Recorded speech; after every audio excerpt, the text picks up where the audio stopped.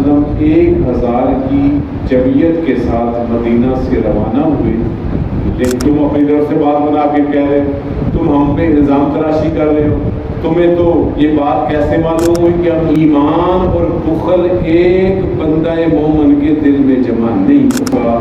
قیامت کے دن وہی مال ان کے گلے میں توپ بنا کر، ان کے لیے کڑا بنا کر ان کے گلے میں ڈالا جائے گا۔ ہمارا کوئی اس میں کمال اور ہماری کوئی فنکاری نہیں ہے، یہ اللہ کی ہی وراثت ہے۔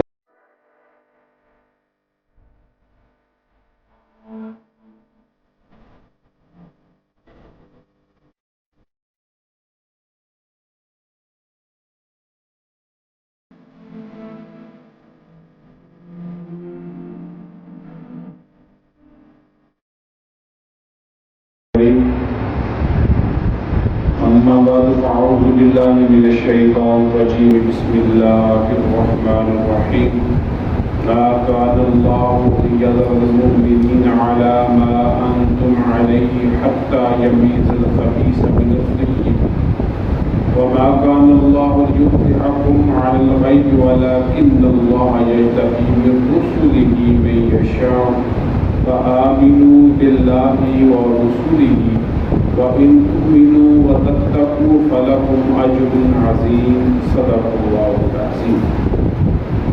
اللهم صل على محمد وعلى آل محمد كما صليت على إبراهيم وعلى آل إبراهيم إنك حميد مجيد، اللهم بارك على محمد وعلى آل محمد كما باركت على إبراهيم وعلى آل إبراهيم إنك حميد مجيد۔ رب زدني علما رب اشرح لي صدري ويسر لي امري واحلل عقدة من لساني يفقهوا قولي۔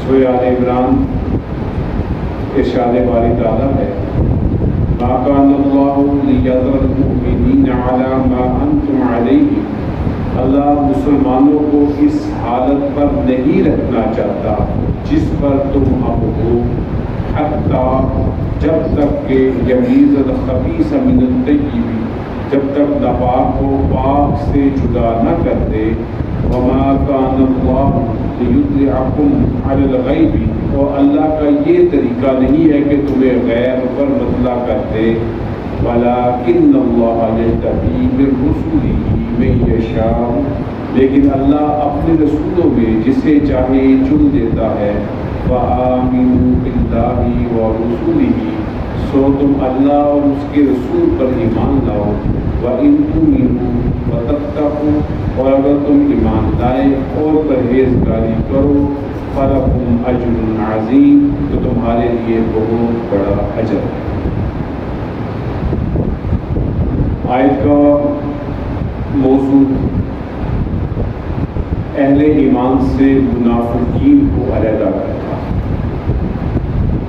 اور اس آیت کا پس منظر اور اس کا سیاق و سباق بھی غزوہ احد ہی ہے، جب نبی کریم صلی اللہ علیہ وسلم نے صحابہ کرام رضوان اللہ تعالی عنہم اجمعین سے مشورہ کر کے مدینہ سے نکل کر کفار مکہ کا مقابلہ کرنے کا فیصلہ کیا۔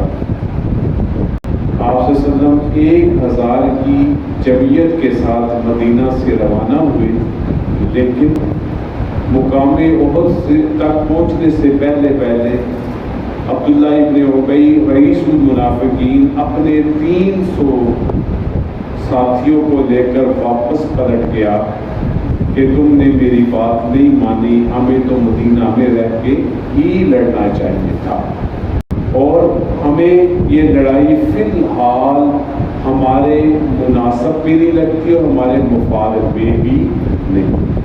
ایک بات جب غزوہ احد مکمل ہو گیا اور مسلمانوں کو وقتی طور پر ہزیمت اٹھانا پڑی، تو منافقین نے پھر ایک مرتبہ ایک مدینہ طیبہ میں طوفان برپا کر دیا اور مسلمانوں کو طرح طرح سے تانے دینے شروع کر دیے۔ ان تانوں میں سے ایک تانا یہ تھا ہم نے پہلے ہی تو تمہیں کہا تھا، ان میں سے ایک تانا یہ بھی تھا اگر تم حق پر تھے تو تم کیوں شکست خوردہ ہوئے؟ اللہ نے اس کے پیچھے جواب بھی دیا پچھلی آیات میں۔ اسی طرح انہوں نے مسلمانوں کی جو کمزوریاں ہیں ان کو گنڈے کا حصہ بنایا۔ اب اللہ تعالیٰ اس سارے پس منظر میں اور سیاق و سباق میں اہل ایمان کو ایک اور بات سمجھا رہی ہیں کہ اللہ تعالیٰ اس طرح کے واقعات کے ذریعے سے مومنین کو سچا اور سچا نکال کر منافقین سے جدا کرنا چاہتے ہیں، تاکہ منافقین کی جماعت کی اچھی طرح سے تمیز ہو جائے اور مومنین صحابہ کی جو پاکیزہ ہستیاں ہیں ان کی منافقین سے ایک علیحدہ سے پہچان و تمیز ہو جائے۔ اور یہی اللہ تعالیٰ یہاں پر بتا رہے ہیں کہ اللہ تعالیٰ مسلمانوں کو اس حالت میں نہیں رکھنا چاہتا کہ بات ملی جلی رہے، بات اندھیرے میں رہے، بات تذبذب کا شکار رہے کہ کون سچا مومن ہے اور کون منافق۔ اللہ نے غزوہ احد کے واقعات کے ذریعے سے اللہ نے خبیث کو طیب سے جدا کر دیا، اور خبیث سے مراد منافقین کی جماعت ہے اور طیب سے مراد صحابہ کرام رضوان اللہ تعالی عنہم اجمعین جیسے جان نثاروں کی جماعت ہے۔ یہی اللہ تعالیٰ یہاں پر غزوہ احد سے حاصل ہونے والا ایک نتیجہ بیان کرتا ہے۔ اسی آیت کا اگلا حصہ وَمَا كَانَ اللَّهُ لِيُطْلِعَكُمْ عَلَى الْغَيْبِ، اور اللہ کا یہ طریقہ نہیں ہے تمہیں غیب پر مطلع کر دے۔ کیا مطلب؟ یہ بھی دل میں بات آ سکتی ہے کہ اللہ تعالیٰ نے غزوہ احد میں 70 مسلمانوں کے خون کو شہادت کی صورت میں بہا دیا، مسلمان زخمی بھی ہوئے، نقصان بھی ہوا، شکست بھی ہوئی، ہزیمت بھی اٹھانی پڑی، پھر منافقین کی تانے بھی سننے پڑے۔ اللہ تعالیٰ مسلمانوں کو، اہل ایمان کو بتا ہی دیتا کون کون منافق ہے۔ اللہ اپنے غیب کے علم کے ذریعے سے مسلمانوں کو اس کی اطلاع کر دیتا تاکہ اتنی لمبی چوڑی آزمائش مسلمانوں پہ نہ آتی۔ اللہ تعالیٰ فرما رہے اللہ کا یہ بھی طریقہ نہیں ہے کہ وہ ساری باتیں غیب کی وہ عام مومنین مسلمین کو بتا دے۔ اگر ایک مفسر اگر بتا بھی دیتا اور مومنین کو پتہ بھی چل جاتا کہ فلاں فلاں فلاں فلاں منافقین ہے، تو منافقین نے کیا کہنا تھا؟ تم اپنی طرف سے بات بنا کے کہہ رہے، تم ہم پہ الزام تراشی کر رہے ہو، تمہیں تو یہ بات کیسے معلوم ہوئی کہ ہم منافقین ہیں؟ اللہ تعالیٰ نے بالفعل غزوہ احد کے واقعے کے ساتھ اور اس کی آزمائش کے ساتھ منافقین کو کھل کے سامنے بیان کر دیا۔ اس کے لیے اللہ تعالیٰ نے اپنے علم غیب کا وہ معاملہ صحابہ کے کو نہیں دیا۔ پھر اللہ فرماتے ہیں ہاں ہم جس کو اپنے غیب کے علم میں سے چنتے ہیں وہ اللہ کے رسول ہوتے ہیں، سارے لوگ نہیں ہوتے۔ وَلَٰكِنَّ اللَّهَ يَجْتَبِي مِن رُّسُلِهِ مَن يَشَاءُ، لیکن ہم رسولوں کو چن دیتے ہیں جن کو ہم چاہتے ہیں۔ یہ اللہ کا انتخاب ہے جی، رسولوں کا، انبیاء کا انتخاب اللہ کا انتخاب ہے۔ یہ نہ ووٹ سے بنتے ہیں نہ نوٹ سے بنتے ہیں، صرف اور صرف یہ اللہ کے انتخاب سے بنتے ہیں۔ اللہ یہ یجتبی من رسلہ من یشاء، اور لیکن اللہ اگر وحی کے ذریعے سے، غیب کی اخبار کے ذریعے سے، جیسے نبی علیہ السلام کو بہت سی غیب کی خبریں بتائی گئی اور وحی کا پیغام جو اللہ کا قرآن کی صورت میں آیا، اس کے علاوہ بھی بہت سی اللہ نے نبی کریم صلی اللہ علیہ وسلم کے حوالے سے ان کے دل و اطہار میں غیب کی باتیں ڈالی۔ تو اللہ بتا رہے ہیں سب کو نہیں، اللہ اپنے پیغمبروں میں سے جس کو چن لیتا ہے اس تک اللہ اپنا پیغام وحی کے ذریعے سے پہنچا دیتا ہے۔ اب تمہارا کیا کام ہے؟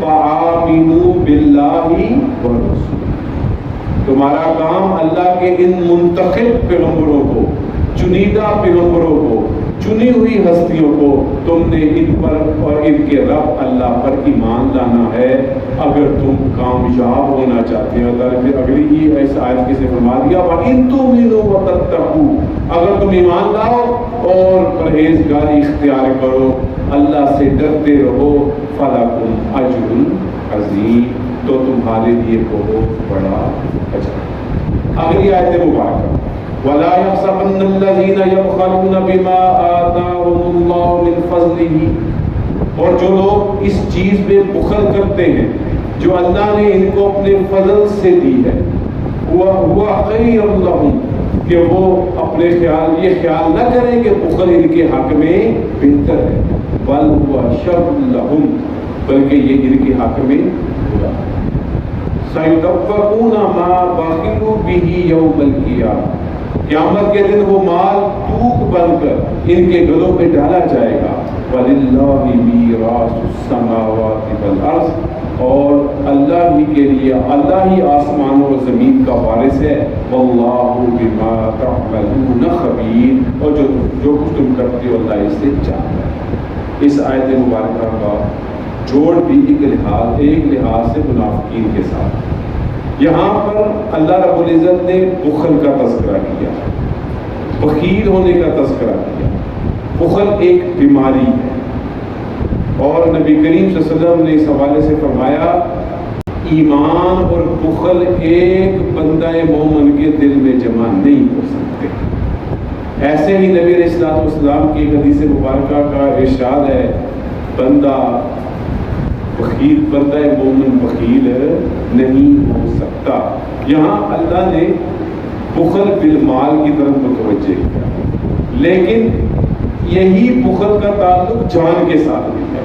منافقین نے اللہ کی دی ہوئی جان کو بچانے میں اپنی عافیت اور خیر سمجھی، اور اللہ کی اس جان میں اللہ کی راہ میں لٹانے میں، قربان کرنے میں بخل کیا۔ اللہ نے اشارتاً منافقین کے اس عمل کو بھی ذکر کر دیا، اور ساتھ میں منافقین ویسے بھی مال میں بخیل ہوتے ہیں۔ بخل یا بخیل ہونا ایسی بیماری ہے جو انسان کو کئی خیر کے کاموں سے روک دیتی ہے، جن میں سے زکوٰۃ کا ادا، جن میں سے صدقہ خیرات کرنا، جن میں سے حج فرض ہونے کے بعد حج کی ادائیگی نہ کرنا، کیونکہ حج بیت اللہ بھی مالی اور بدنی عبادت کا ایک مجموعہ ہے۔ اور بعض اوقات ہم اپنے معاشرے میں ارد گرد دیکھتے ہیں لوگ صاحب استطاعت بھی ہوتے ہیں، اللہ نے مال بھی دیا ہوتا ہے، لیکن اپنے بخل کی وجہ سے بہانے تراش کے اپنے حج کو مؤخر کرتے رہتے ہیں۔ اور بعض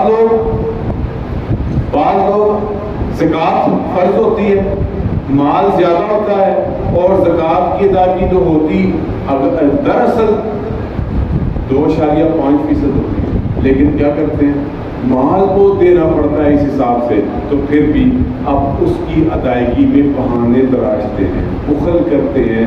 تو بخل ایسی بیماری ہے جو انسان کو اللہ کی عبادت سے بھی روک دیتی ہے، اور خصوصی طور پر کیا مراد ہے اس سے، مالی عبادت۔ تو اللہ یہی فرما رہے ہیں کہ جن لوگوں کو اللہ نے اپنے فضل سے مال عطا کیا ہے اور وہ اس میں بخل کرتے ہیں، وہ یہ گمان نہ کریں کہ یہ بخل ان کے لیے خیر ہے، بلکہ یہ ان کے لیے شر کا ذریعہ ہے، جب وہ اپنے مال کے ذریعے سے مالی عبادات کو پورا نہیں کر رہے۔ اور پھر کیا ہوگا، قیامت کے دن وہی مال ان کے گلے میں دودھ بنا کر، ان کے لیے کڑا بنا کر ان کے گلے میں ڈالا جائے گا۔ اسی میں ایک حدیث مبارکہ بیان کی گئی کہ جب کسی بندے کو قبر میں چھوڑ دیا جاتا ہے تو یہی مال ایک سانپ کی شکل اختیار کر کے جس پر زکوٰۃ نہیں دی جاتی، وہ اس کے گلے کا تپ بن جاتا ہے اور اس کے گلے میں لپٹ جاتا ہے، جس سے اس کو قبر کے عذاب میں مبتلا کرتا ہے۔ تو اس آیت مبارکہ میں اللہ بخل کی مذمت فرما رہے ہیں، بتا یہ رہے ہیں کہ جن کو اللہ نے اپنے فضل سے عطا کیا اور وہ بخل کرتے ہیں، یہ ان کے لیے کسی طور پر بھی خیر نہیں ہے، بلکہ یہ ان کی حق میں شر ہے۔ اور نتیجہ کیا نکلے گا، قیامت کے دن بطور سزا ان کے گلوں میں دودھ ڈالا جائے گا۔ اور پھر اللہ آپ اس آیت کے آخری حصے میں فرما رہے ہیں، یہ اللہ ہی کے دیے ہوئے مال میں بخل کرتے ہیں، وَلِلَّهِ مِيرَاثُ السَّمَاوَاتِ وَالْأَرْضِ، اور اللہ ہی کے لیے آسمانوں اور زمین کی وراثت۔ دراصل وارث یہ تو ہمارے پاس مال جمع ہوا ہے، ہماری جائیداد ہے، دکان فیکٹری اور کوٹھی اور مکان ہے کہ دراصل وراثت اللہ ہی کی ہے اور اللہ ہی کی عطا کرتا ہے. ہمارا کوئی اس میں کمال اور ہماری کوئی فنکاری نہیں ہے. یہ اللہ کی ہی وراثت ہے, اللہ ہی کی جو ہے ضرور اس کی ملکیت ہے. اب ہمیں مل گئی, اب اللہ کا حق یہ ہے جو مقرر ہے اس فرائض میں سے اس کو اللہ کی راہ میں خرچ کیا جائے. واللہ بما تعملون خبیر, اور یہ بھی جان لو جو کچھ تم کرتے ہو اللہ اس کو خوب جاننے والا ہے. اللہ تعالیٰ عمل کی توفیق نصیب فرمائے. وآخر دعوانا الحمدللہ رب العالمین. الحمدللہ رب العالمین والصلاۃ والسلام علی رسول اللہ. ربنا آتنا فی الدنیا حسنة وفی الآخرة حسنة. اللهم إنا نسألك العفو والعافية في الدين والدنيا. اللهم اغفر لنا, اللهم اغفر لنا وارحمنا. وصلى الله تعالى على خير خلقه.